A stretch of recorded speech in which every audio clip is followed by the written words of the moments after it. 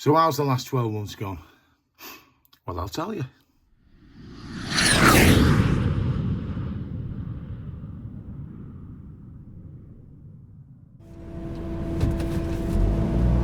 Hello everybody, how you doing? It's Dave here, Anvil Logistics, and I've just done a drop at a water treatment works, which is quite literally out in the sticks. It looks quite nice and built up here, doesn't it? But you have to travel down this access road to get to it for about 5 miles. I feel like James from Freddie Fletcher when he goes to some of those remote towers. So this is a private road for those of you who are concerned about me filming when I'm on a public road. It's something, to be honest. I've never really thought about that.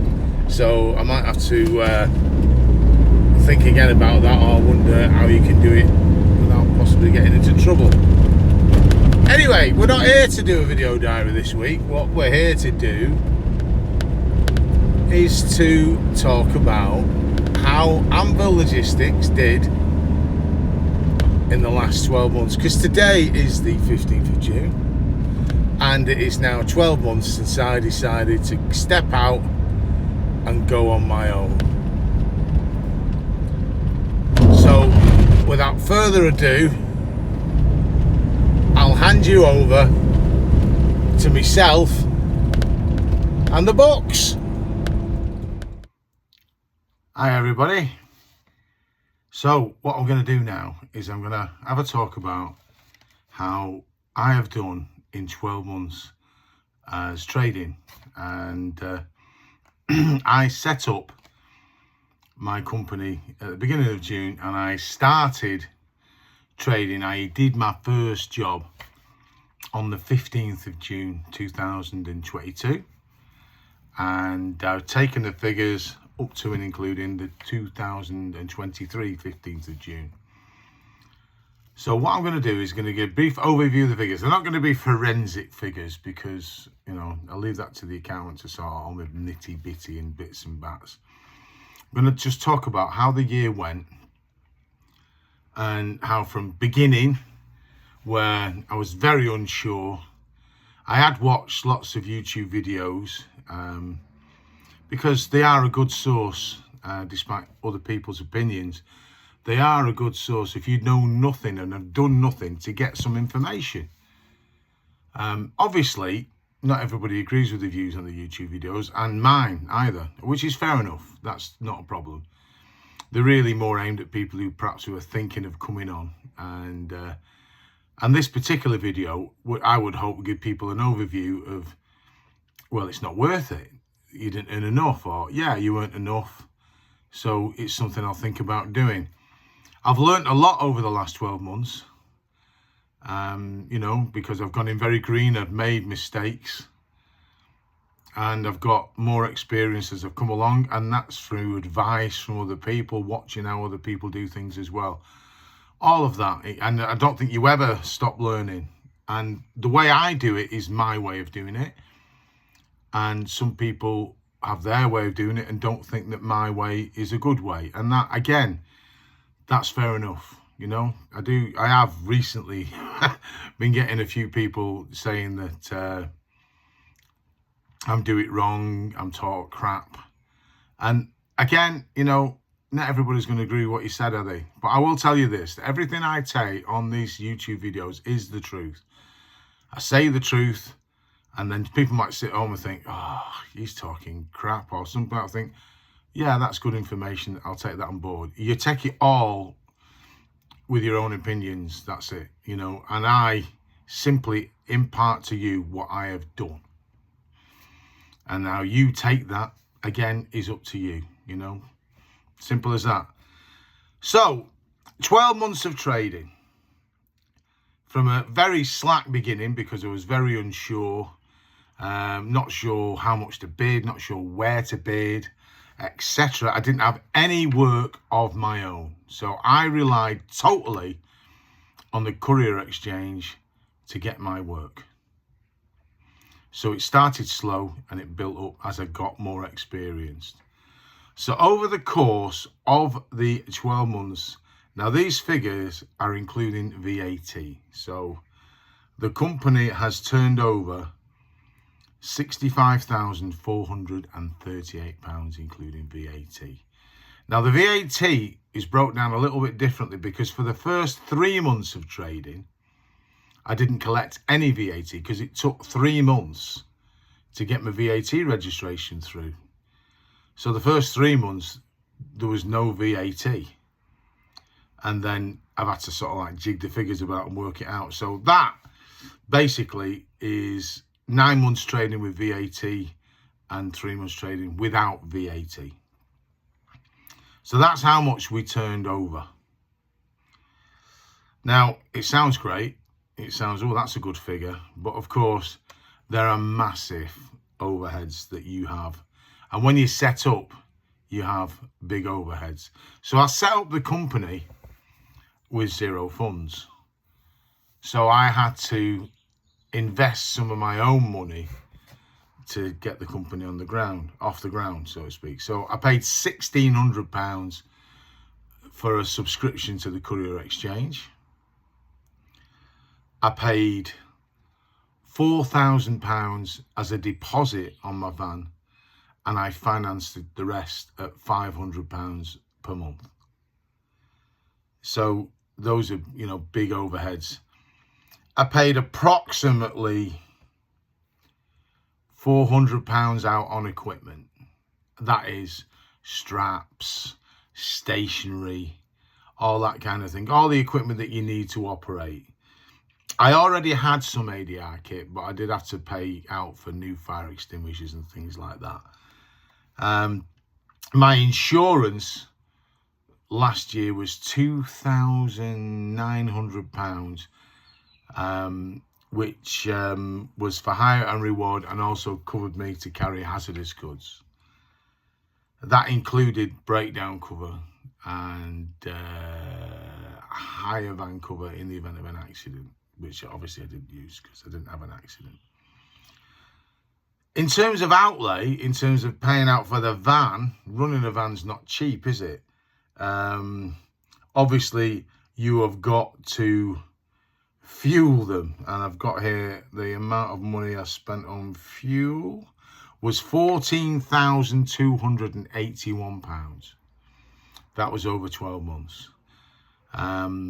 It was a lot higher in the first 9 months, and in the last 3 months that's come down quite a bit because obviously I've been doing a regular job for the company who gives me 95% of my work now, and I don't do as many miles, not nearly as many miles as I used to.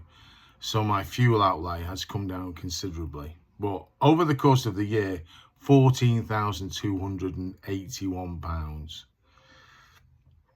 I've claimed back £3,812 in VAT on my initial purchases. But I've now switched over to the flat rate VAT scheme because all my big capital outlays are pretty much gone now. The van itself, to run the van, to keep it going through the year, I have paid out £2,504. So that is for MOT service. Service was £406. But basically, it's had about 3 services. It's had £600 spent on body repairs. And then there's been things like wipers. I've had to pay out £500 of that was for water pump and timing belt. It's actually had 2 timing belts in the 12 months I've had it. So there's been, and then the usual bits and bats you have to buy for it as you're going along, engine oils, fuel additives. I'm always buying Red X and putting that in. I generally get that quite cheap actually, because if you're at Tesco, the Red X is usually on offer if you're a club card member. So they tend to be quite cheap. Now, I have reclaimed, I lent the company money, but I have reclaimed some of that money. And I've taken back about £7,000 of the initial director's loan I made to it, which I've put back in. So the company still owes me around the region of £4,000 or £5,000. Can't remember exactly, but it was, I'll probably get that back during the course of this year as well. We've had time off. I've had quite a bit of time off. So in the 52 weeks of trading, I have had 3 holidays. Those have been just under 4 weeks. I've also had time off ill because I got really ill at Christmas and literally couldn't work for 3 weeks at all. And then, of course, there's been the odd day here, the odd day there. I've had long weekend breaks as well. So you could say that of the 52 weeks, I've probably worked 40, 41, 42 maybe out of that period. And that is something I'm going to revise this year about how much I need to make a week, because I underestimated the amount of time I'd be having off. You've got to figure out illness. I've been lucky, I've had a few holidays, we have made some money, and that's made me afford it. I have paid myself a wage, I'm trying to find it here, of £26,000. £12,000 roughly is my salary, which I take every month, because I don't have to pay any tax on that, because you can earn up to £12,000 a year without paying any tax. And then the balance has been in the form of dividends and things like that, because you can get £2,000 dividends, or last year you could, tax-free. And then the balance, it's a lower tax rate than taking it as a salary. So that is how much I've paid myself over the last 12 months. Not a massive wage, a livable wage, because I wanted to keep money in the company. Now, at the moment, the company bank account looks quite healthy. There's approximately £11,000 in the company account, some of which is going to be obviously owed to Her Majesty's government in the form of VATs, because I'm starting to pay VAT every quarter now. Now I've just switched to flat rate. Approximately half of it will be mine. But previously, it made more sense to be on the full VAT scheme, but the accountant went through the figures and said, like, last quarter you'd have saved yourself 400 quid if you'd have been on flat rate. So which is what I applied for it, and they've given me, with effect from the 1st of May, flat rate. So which makes sense for me, because I'm doing a current job where my outgoings are nowhere near as much, but I'm actually earning more money, if that makes sense. In terms of work, it's got better as it's gone along. So when I first started, I didn't really know how much to bid for work. I was on the CX, and the CX was quite busy, but when you're new, and you're pretty naive, you don't know what to bid for. So I was bidding for work. I'm probably not getting enough for that work, but I just wanted to be working to get experience. What I found is, as you went along, got more well-known, got good feedback, and got to know people, then the quality of your work increases. So where I was doing initially 100% of all my work was on the Courier Exchange. So the Courier Exchange was essential for me. Now, probably 5%, if that. I personally have not done a job on the Courier Exchange for over 2 weeks. I have had all my work off the company who gives me my work, and they pay me pretty well for what I do, but I do work hard for them, and I do a good job for them. But I went and got that work myself. I went and pursued that work. I'm the one who chased it. I've been told I was jammy getting that, but you only get what you chase for. Nobody comes out and gives it you. I approached that company, and it took a few months to actually get them to try me. And once they tried me, they've seemed happy with me. And now they keep giving me work. So that's what you've got to do. That's what you've got to do. Because I have found the Courier Exchange recently to be a major, major disappointment. You pay an awful lot of money to join. I paid £1,600. I believe it's closer to £2,000 now for an annual subscription. And the rates that you can command on it, quite frankly, at the moment, yes, I know the economy is not brilliant, is rubbish. You cannot, in my opinion, successfully earn a living, run your van,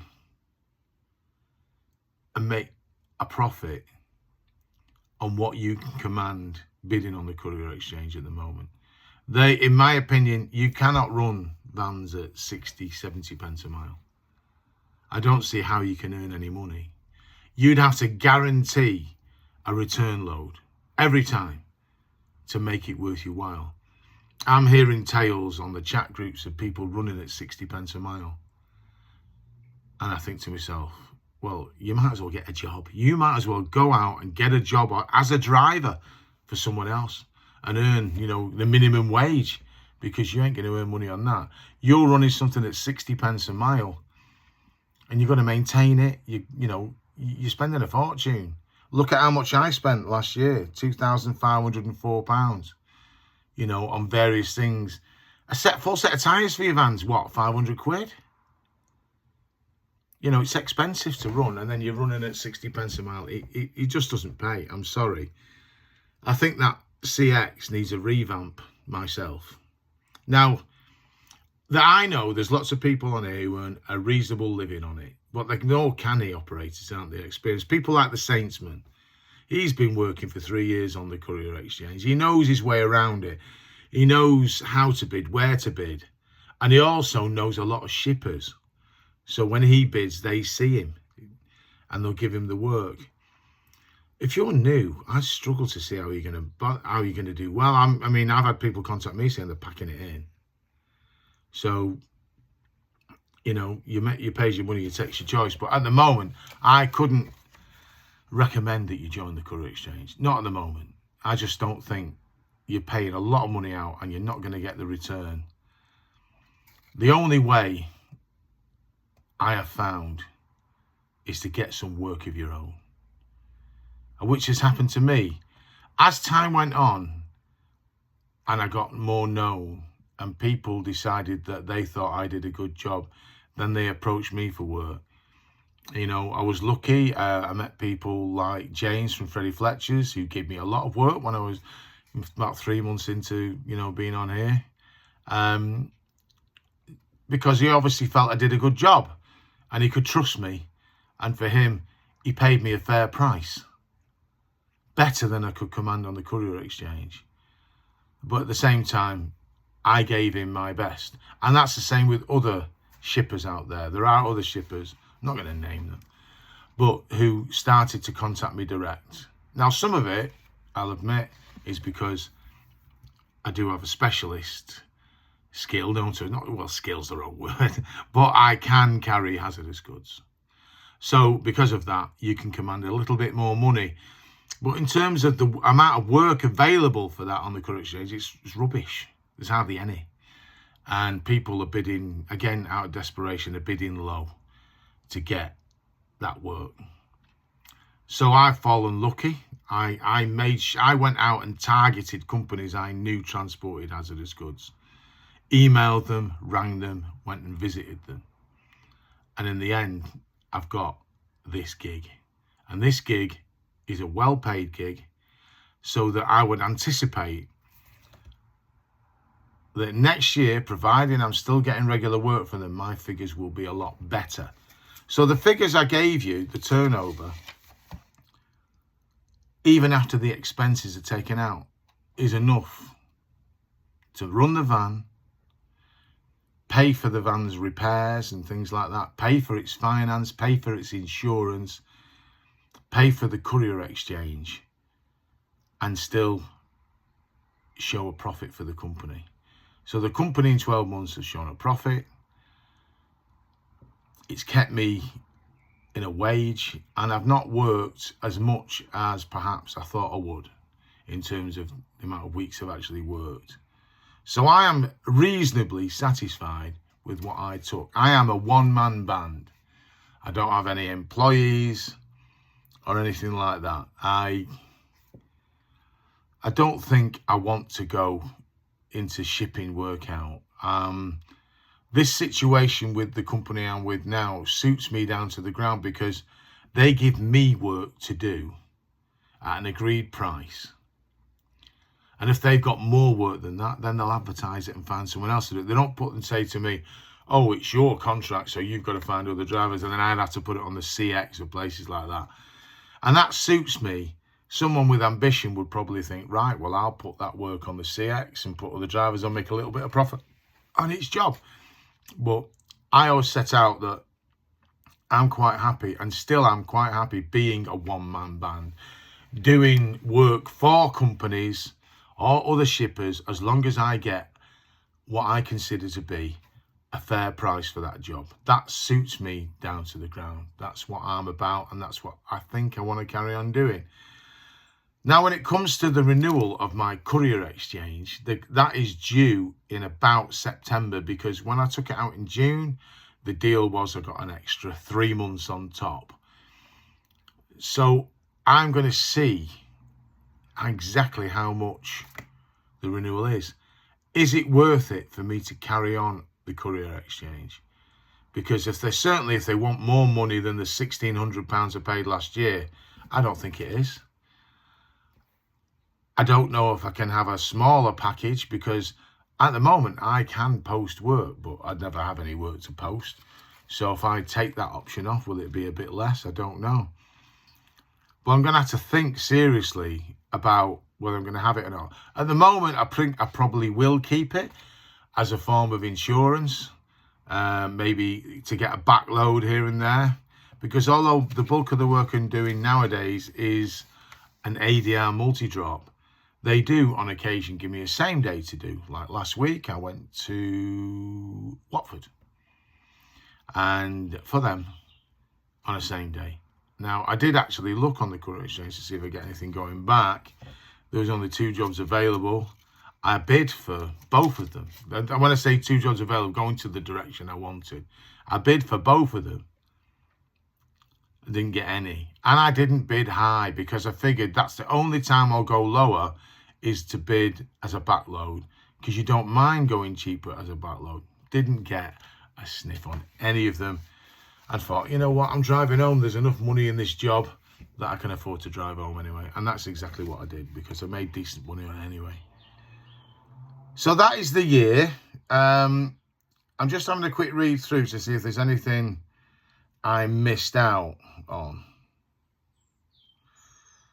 Oh, I bought a waste licence, £159. I paid £384 out in van hire when my van was off the road. I paid out £97 for printing, which was for some pens as a promotional thing. A bit of a waste of money, really. I don't know why I did it. I think I did it because other people have got them. And I've also had business cards printed. Again, I've not used them very much. And scanning through, no, I think the important figures were there, that it turned over 65,438. You've heard what I paid myself in a wage. There is more money in the company sat there at the moment, like I said, and I can take that out as a dividend, but I'm just keeping it there. I don't need any more money as a wage at the moment, so I'm keeping it there in the company just to play it safe. Because one thing I am aware of as I'm getting older, especially when I was poorly over Christmas, is illness and sickness. You're going to have to take time off. So I need reserves in the company. Otherwise, I'm digging into my own personal money, aren't I? And at the moment, I've got a bit of a hernia, which is not a major one. But, of course, with the NHS waiting list as they are at the moment, it could be 12 months before I can go and get that done. But when I do get it done, I probably can't work for about 3 weeks. So you need to keep money in there to pay myself a living when I'm off for 3 weeks, don't I? So I'm going to keep the money in the company. The van itself, has been a bit of, I don't know whether I'm disappointed with it or not. The water pump going twice has been a bit of a disappointment to me. I've had problems with the AdBlue, which I've now permanently solved. I've had problems with the DPF. Apart from that, it's been okay. Would I get another one of these Citroen relays? Probably not. I would probably, for the next van, go maybe German. Not necessarily because I think that Citroen's a bad make, but there's certain elements of the van which I don't think are well planned out. One of the things is the side door. The side door is not very wide. It is just wide enough to fit a Euro pallet in sideways. And I mean a Rizzler paper between the two gaps. Whereas Sprinters and Crafters have a nearly nice wide load side door. And so what happens is, when you're getting pallets put on, if you need to put them on a certain way, like sideways, you tend to get the rubber seals around the edges caught, and they're constantly coming off. You're constantly having to put them back on, and then the more they come off, the looser they get. So there's just a minor design flaw, in my opinion, for that van. The bulkhead intrudes a little bit into the load area at the top. So the bulkhead, obviously where the back of your seat is. Whereas on a Sprinter, it's pretty flat. I think on the Transits, the big Transits, it's fairly flat, and on the Crafters, it's flat. And it just makes loading and unloading goods that little bit easier. It's great. It pulls like a train. It's got loads of poke. It's not done 100,000 miles yet. And it's pretty good on juice. It's just little itty bitty things like that. Think that I'm going to keep it. I'm going to keep it for at least another year. But when it comes to changing, I think I'm going for a van like one of the German ones. I know every van has got an Achilles heel, haven't they? There isn't a van out there that doesn't have faults, you know. And it doesn't matter. You go on different forums, and every single van out there has got people saying, I wouldn't buy one of these, I wouldn't buy one of these, I wouldn't buy one of these. So you've got to look at the numbers. And I look at, say, Toby Firkin-Freight, who's got mega miles on his Merc. James has got mega miles on his Crafter. Now, if any of you out there have got mega miles on a Citroen Relay, let me know, because I'm not on 100,000 miles yet. But I'm thinking it should be good for 200, shouldn't it? Which will take me to perhaps a year and a half. And I will be on about 250,000 miles. I don't think the van will be much good after that. And it'll be time for a change. But in terms of the year, I've done all right. I've done okay. It's not spectacular, but I've earned a living. There's extra money in the account. There's a reserve there just in case. I could have afforded to pay myself more. And the longer that I'm on this particular gig, the better those figures will get. Because the first 3 months I made just enough. And then it got better over the summer. I'd got more experience. I was picking up work from other sources, picking up the odd ADR job. And then I was off ill. When I came back after being ill, I was struggling to make money on the Courier Exchange. I know it's a quiet time of year anyway, but I mean, I was literally struggling. And I was desperately trying to find other sources of income, and landed on this. And ever since then, it's been great for me. Money-wise, yeah? Doing a multi-drop is not to everyone's cup of tea. It's not a multi-drop where you're doing 80, 90 drops a day. I mean, I'll normally do 15 to 16, and it's in an area. And it's okay. I've got used to it. And they like me, and I like them. And I won't do anything to jeopardize it. I've had people message me to ask me, who are you working for? How much do you earn from it? Well, I'm not telling anybody. Some people have worked it out for themselves anyway. But at the end of the day, my advice to anybody, go out there and find some extra work. The Courier Exchange, at the moment, is misrepresenting itself. They are putting adverts out. So many thousand jobs available, so many thousand jobs unfulfilled. But you're getting examples on there, and we all see it, of the same job being posted by 3 or 4 different shippers. So it's obviously out for quotes. So somebody in a company wants to get a price to move something. They ring 3 or 4 different shippers. They then put it out in the Courier Exchange to get quotes. And the Courier Exchange then, in my opinion, are saying that's 4 different jobs that are available. The job doesn't even exist. I've lost count of the number of ADR jobs I've bid on that were obviously just out for quotes because they've been cancelled. All of them cancelled. Not sold, cancelled. So I think the figures are fudged slightly to make it look as though there's more jobs available than there actually is. Jobs sold, I would imagine, is a legit one, because that would have to be confirmed that the job's been sold and been done by somebody. But don't believe everything that they're telling you. I mean, it's got great points. It's got a good accounts package for you. And if you have absolutely no other work and want to enter into this business, then the Courier Exchange is the biggest platform to get work from. But you will not get a fair price, at the moment, a fair price for that work, in my opinion. Because people are chasing work, shippers are picking the lowest price out. And that's creating a market that is just running itself to the ground. In my opinion, again, and it's only my opinion, and everyone's going to agree, and they're going to say, what are you talking about? You're talking crap. There should be a minimum. There should be a minimum price per mile that shippers start at to give work out. At the end of the day, I don't know if many shippers watch this, but you're giving work to guys that you know they're not making any money on. Are you quite happy to sit there and let them do that? So you're giving money to that guy there thinking, look at that idiot. He's doing that job for that much and I'm making this much. But what service are you getting? If he's got to cut corners to get that job, he may then have to co-load to even make it worth his while. So shippers, why don't you look at what you'll put the jobs out for? Nobody denies that you're going to need to make a profit because you're in business. That's what you're about.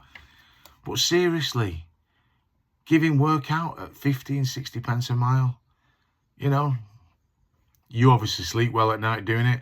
But to be honest, I don't think you should be doing it. I think you should be giving a fair price to drivers. You don't just have to consider price, surely, when a job's being sold. Do you not look at the feedback and things like that, what that driver can do for you? Because you're sending people out on not even minimum wage. So what quality work are you going to get for that? Send someone out on a fair rate, they'll do a really good job for you. And not every driver is brilliant, I know that. But I know that what I'm doing now, for this company that I'm working for, I know they're paying me a more than fair price. So I give them 100%. I will endeavour to do my best to deliver everything, to look after their goods that I've got on my van, to give a good service, because I'm getting a fair price. It would be nice maybe if some of the shippers thought a bit more like that, instead of putting a price upon the CX job pays this much. I mean, hey, mate, it boils my blood sometimes when I see it. I feel like ringing them up and saying, are you taking the piss? But obviously, I'm just a minion, I'm nothing to them. So, you know, they just block me. But it really does annoy me. But anyway, that's my opinion, and sometimes it's wrong, isn't it? So I hope those figures are useful to you. If you've got any questions about them, because obviously I'm not an accountant, I've just added up the figures. My accountant will figure out the rest. Obviously, I've got to pay income tax on a lot of all of this, which the money has been put away separately for that. The company may have to pay some corporation tax, but that's not due yet. And again, they've put money away in reserve for that. If you get any questions, put it in the comments.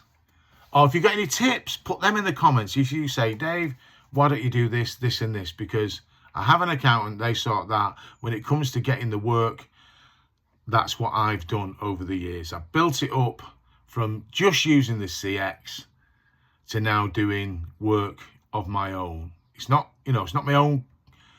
Well, they are my customer, but they've got a customer. But if you know what I mean, that's how I like it. I get a really good price, I give them a good service, and they're happy with me. And I've kept the CX on because it's still valid, and I will probably renew it because I can afford to. Whereas some people may not be able to afford to renew it if they're running at 50 to 60 pence a mile, will they? But either way, I hope it was useful to you, and I thank you for watching. If you subscribe to this channel, thank you for subscribing to it. If you don't subscribe, please subscribe. I've got lots of videos out there. Some are useful, some are rubbish. You decide, watch them and you decide yourself the best. If you give us a thumbs up, I'd appreciate it. It helps the video get out there. And everyone, please take care, drive carefully, and I hope it all works out for you.